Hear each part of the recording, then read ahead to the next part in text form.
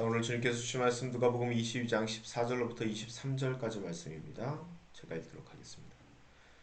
시간이 되어서 예수께서 자리에 앉으시니 사도들도 그와 함께 앉았다. 예수께서 그들에게 말씀하셨다. 내가 고난을 당하기 전에 너희와 함께 이 유월절 음식을 먹기를 참으로 간절히 바랐다. 내가 너희에게 말한다. 유월절이 하나님의 나라에서 이루어질 때까지 나는 다시는 유월절 음식을 먹지 않을 것이다. 그리고 잔을 받아서 감사를 드리신 다음에 말씀하셨다. 이것을 받아서 함께 나누어 마시라. 내가 너희에게 말한다. 나는 이제부터 하나님의 나라가 올 때까지 포도나무 열매에서 난 것을 절대로 마시지 않을 것이다. 예수께서는 또 빵을 들어서 감사를 드리신 다음에 떼어서 그들에게 주시고 말씀하셨다. 이것은 너희를 위하여 주는 내 몸이다. 너희는 이것을 행하여 나를 기억하여라. 그리고 저녁을 먹은 뒤에 잔을 그와 같이 하시고 말씀하셨다. 이 잔은 너희를 위하여 흘리는 내 피로 세우는 내 언약이다. 그러나 보아라, 나를 넘겨줄 사람의 손이 나와 함께 상 위에 있다. 인자는 하나님께서 정하신 대로 가지만 그를 넘겨주는 그 사람에게는 화가 있다. 그들은 자기들 가운데 이런 일을 할 사람이 누구일까 하고 자기들끼리 서로 물었다. 아멘. 자, 오늘 본 말씀 가지고 제로섬 게임 안에 하나님이라는 제목으로 말씀을 전하도록 하겠습니다. 자, 오늘 본문에서 예수님께서는요, 제자들을 불러 모아놓으시고 이렇게 말씀하고 계십니다. 자, 15절 말씀이죠. 제가 다시 한번 보여드릴게요. 자, 15절 말씀. 내가 고난을 당하기 전에 너희와 함께 이 유월절 음식을 먹기를 참으로 간절히 바랐다. 자, 이렇게 말씀하시죠. 이 평소에는 뭐 그냥 그런가 보다 하면서 읽어도요, 여러분 이 말씀을 이렇게 하나 딱 띄어서 읽으면은 이 스토리 안에 감정선이 보입니다. 참으로 간절히 바랬다. 바로 이 부분 말이죠. 그냥 유월절 음식을 나눈 것이 아닙니다, 여러분. 예수님께서는 이 시간을 간절히, 그것도 참으로 간절히 바랬다는 것이죠. 여러분, 어떠한 글을 읽을 때 그것도 그 글이 이 일련의 이 문학적 양식을 가지고 있다면 그 글이 가진 전체적인 스토리라인을 깨고 있는 것도 굉장히 중요하지만, 이런 식으로 감정선이 드러나온 부분을 놓치지 않는 것이야말로 정말 중요하지 않을까 생각합니다. 간절한데 그것이 참으로 간절할 정도라면 이 유월절 식사가 예수님에게는 아주 중요한 것이었다는 것이죠. 그리고 이 유월절 식사는 지금 우리가 우리가 하고 있는 이 성찬의 모델이 돼서 지금까지 우리가 매주 모일 때마다 그 의미를 되새기지 않겠습니까? 자, 그래서 오늘부터 우리가 나눌 이야기는요, 바로 이 이야기입니다. 왜 예수님께서는 이 식탁을 그렇게 중요하게 여긴 것인가? 왜 간절히 바랬던 것인가? 특별히 사순절을 앞두고 있는 이 우리들에게 이 이야기는요, 그 사순절의 의미를 조금 더 깊이 새길 수 있는 좋은 도구가 될 것이라고 저는 생각합니다. 그래서 오늘부터 이 사순절의 이야기를 다루기 전에 이 식탁에 대해서 조금 얘기를 할 거고요.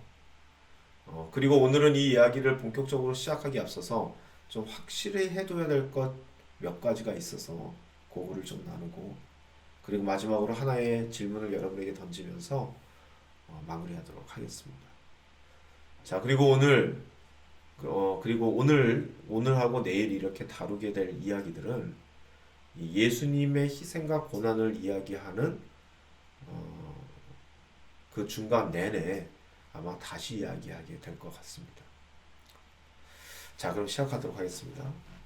자, 우리가 지난주 내내 살펴본 것은요, 우리가 우리하고 이 하나님의 관계를 회복시키기 위한 그런 제물로 바로 예수님께서 사용되었다는 것입니다. 우리는 그 예수님이 제물이 되었다라고 하는 이 개념을 기존의 흔한 시각인 뭐 종교적인 관념적인 차원에서 끄집어내서요. 매우 실제적이고 현실적인 이야기로 한번 바꿔서 이야기해 봤습니다. 바로 교환의 법칙으로 말이죠. 즉 예수님의 이 희생은 무언가를 잃어야만 다른 무언가를 얻을 수 있다는 이 제로섬 게임의 그 틀 안에서 해석되어야 된다고 말씀드렸습니다. 하나님께서는 지금도 우리와 동행하시고 그리고 여전히 살아서 역사하시지만 그 하나님의 역사는 아주 특별한 이벤트가 아니라면 그리고 그 특별한 이벤트도 자세히 들여다보면 이 제로섬의 룰을 준수한다는 겁니다. 왜냐하면 지금 우리가 살아가고 있는 이 세상은 하나님의 공급이 지속적으로 투입되고 있는 그러한 에덴 동산이 아니니까요. 말 그대로 우리가 얘기하는 그 천국이 아니니까요. 그렇기 때문에 우리가 전에는 이런 얘기도 나눴었죠. 아담과 하와의 추방 역시 하나님의 단순한 저주가 아니라 이 무한히 공급되는 그러한 나라에서 유한성이 지배하고 있는 제로섬의 세상으로 나가게 되면서 어쩔 수 없이 갖게 되는 숙명이라 이렇게 제가 말씀드렸죠. 중요한 것은 우리가 사는 이 세상이군요. 하나님이 최초에 만든 그 에덴 동산이 아니라 우리가 살고 있는 이 세계는 아담과 하와가 추방됐던 바로 그 유한한 세상이라는 겁니다. 그렇기 때문에 우리는 여전히 이 유한한 자원을 서로 차지하기 위해서 제로섬의 전쟁을 하고 있다는 것이죠. 그리고 우리가 그렇게 제로섬의 전쟁을 하고 있는 것처럼 우리하고 동행하시는 하나님 역시 그 제로섬의 룰 안에서만 역사하신다는 겁니다. 그리고 여러분 자세히 이 성경을 보면요, 궁극적으로 성경은 스토리를 이렇게 전달할 때 이 약육강식과 제로섬의 이 세계 안에서 약육강식과 제로섬 이 세계 안에서 몇몇 선택한 사람이 다시 이 에덴 동산과 같은 그 무한한 공급의 세계로 들어가게 된다. 요런 스토리라인을 가지고 있다는 것이죠. 자, 다시 한번 말씀드릴게요. 이 성경의 스토리의 전체 맥락은 하나님께서 최초의 인간을 만드셨지만 그 최초의 인간은 어쩔 수 없는 사정으로 인해서 제로섬의 세계로 투입이 됐고 그 제로섬의 세계 안에서 살아가던 수많은 사람들 중에 몇몇 선택한 사람이 다시 그 에덴 동산과 같은 무한한 공급의 세계로 들어가게 된다라는 직선적인 스토리라인을 갖게 되는 겁니다. 그렇죠? 자, 이 말을 우리가 잘 알고 있는 종교적인 말로 표현하자면은 구원이라고 하는 겁니다. 그리고 천국에 간다라고 말하는 겁니다. 그리고 영생이라는 말도 굉장히 흥미로운데요. 지금 우리가 살고 있는 이 세계는 유한성이 지배하고 있으니까 우리의 생명 역시 유한합니다. 그렇죠? 언젠가는 죽음을 맞게 됩니다. 그런데 하나님의 무한한 공급하심이 있는 저 천국, 즉 에덴 동산과 같은 저 하나님의 나라에서는 우리의 생명이 무한하게 된다는 것이죠. 왜냐하면 공급이 있으니까. 그렇기 때문에 영생이라고 하는 겁니다. 자, 이렇게 이해하시면 될 것 같습니다. 다들 잘 이해하셨으리라 믿고요. 자, 이게 성경이 가지고 있는 스토리라인입니다. 자, 그렇다면 오늘은요, 이러한 스토리라인을 가지고 있는 이 유한한 세계에 무한한 하나님께서 개입하시기 위해서는, 만약에 무한한 하나님께서 개입하신다면은 도대체 그 무한한 하나님은 어떠한 방법으로 이 땅에 개입을 하실까? 바로 이것에 대한 질문을 던지고 싶어 하는 겁니다.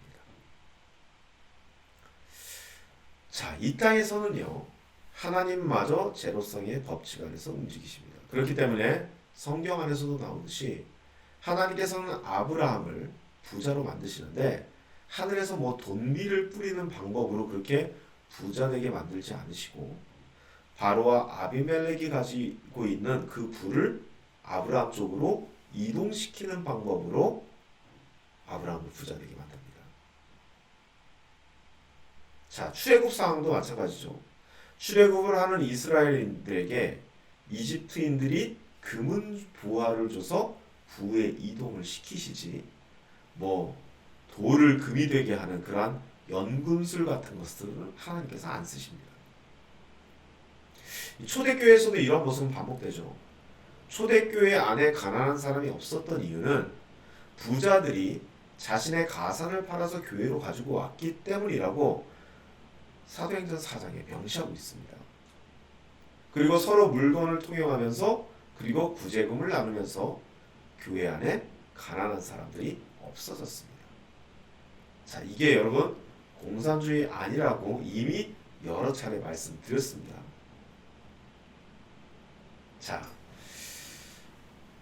자, 하나님께서 다 사실 그냥 줄 수 있는 것들입니다.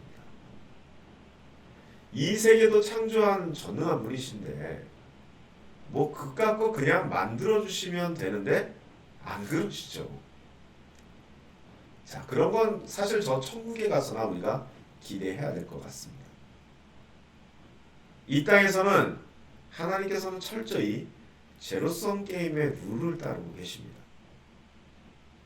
성경이 그것을 증거하고 있고요. 자, 그렇다면 제가 질문을 한번 던져보겠습니다. 여러분 잘 받으시고요. 자, 이렇게 한번 생각해 보시죠. 제로섬의 룰을 따른다면 모든 것들이 정해져 있고 그리고 그 안에서 이동되는 겁니다. 그렇죠? 자, 그렇다면 하나님께서는요, 우리를 창조하시면서 한 명 한 명을 완벽하게 창조하셨는데 그렇다면은 하나님께서는 우리가 가지고 있는 이 타고난 성품과 기질을 어떻게 하실까 하는 것입니다. 이것을 어떻게 사용하실까 하는 것이죠. 공격적인 성품을 가진 사람이 있겠지만 여러분 다른 한편에서는 너그럽고 온화한 성품을 가진 사람이 있을 겁니다. 타고난 겁니다. 아주 급한 성격을 가진 사람이 있겠지만 아주 느긋한 성격을 가진 사람도 있죠. 이것 역시 천성적으로 타고난 성품과 기질 그것에 해당되는 것입니다. 그 외에 어떤 또 특별한 능력들도 있죠. 누구는 언어를 굉장히 잘한다든지 누구는 숫자에 굉장히 밝다든지 이런 것들이 나중에 개발되기도 하지만 대부분의 능력들은 타고난 겁니다. 그렇기 때문에 요즘 과학계에서도 자주 얘기하잖아요. 스포츠처럼 타고나야지 할 수 있는 것들 그것만큼 공부도 타고나야 할 수 있다. 뭐 이런 얘기들이 굉장히 많이 나옵니다. 자, 그렇게 하나님께서 우리를 만드실 때 특별한 성품을 가지고 특별한 기질을 가지고 특별한 능력을 가지고 만드셨는데 그렇다면 하나님께서는 그것들을 이 제로섬의 세계 안에서 어떻게 사용하실까 하는 겁니다. 자, 한번 예를 들자면 이런 겁니다. 저기 어떤 한 사람이 있는데 저 사람이 하나님 보기에 너무 공격적인 거예요. 그런데 이 공격적인 성격은 평화를 이루는데 문제가 되지 않겠습니까? 그래서 하나님이 이렇게 생각하는 거죠. 저 사람은 너무 성격이 너무 공격적이니까 평화를 이루는데 좀 문제가 있겠구나. 그러니까 저 공격적인 성향을 지워버리고 그 안에 온유한 성향을 다시 넣어야겠다. 이렇게 계획하실까요? 아니면 다른 방법을 쓰실까요? 이걸 생각해 보자는 겁니다. 사실 문제가 너무 쉬워서 사실 이미 다 답이 나와 있는 것 같지만 만약에 여러분이 아마 이것을 답을 가지고 계시다면 이 답이 왜 나오게 되었는지를 조금 더 깊이 생각해 보셨으면 좋겠습니다. 그럼 이 질문을 가슴에 품고 우리 다시 내일 뵙도록 하겠습니다. 기도하시겠습니다. 아버지 하나님, 무한하신 하나님 아버지께서 이 유한한 세상에 침투하실 때에 우리에게 드러나는 많은 모습들이 있습니다. 때로는 그것은 상식으로 나오기도 하지만 많은 경우 기적으로 나타나기도 합니다. 제로섬의 게임과 그리고 그의 법칙이 지배하고 있는 이 세상 안에서 그 제로섬과는 상관이 없이 모든 것을 공급하실 수 있는 하나님께서 개입하실 때에 과연 우리들이 가지고 있는 이 수많은 것들, 육신의 건강, 그리고 성품, 그리고 소유, 이 모든 것들이 하나님께서 어떻게 조율하실지를 깊이 생각해보고 그것이 어떻게 합리적으로 움직이고 공정하게 역사하는지를 생각해볼 수 있는 우리들이 될 수 있도록 인도하소서. 기존에 있던 것을 지워버리고 새로운 것을 탑재하실지 아니면은 기존에 있는 것들을 고쳐서 사용하실지 그런 하나하나를 우리가 따져보면서 하나님께서 우리의 삶에 역사하시는 모습 하나하나를 한번 짚어볼 수 있는 그런 시간을 갖기를 원합니다. 우리에게 지혜를 허락하여 주시고 더 깊이 더 많이 생각할 수 있는 마음의 여유 또한 허락하여 주옵소서. 예수님의 이름으로 기도드립니다. 아멘. 다 같이 기도하시겠습니다.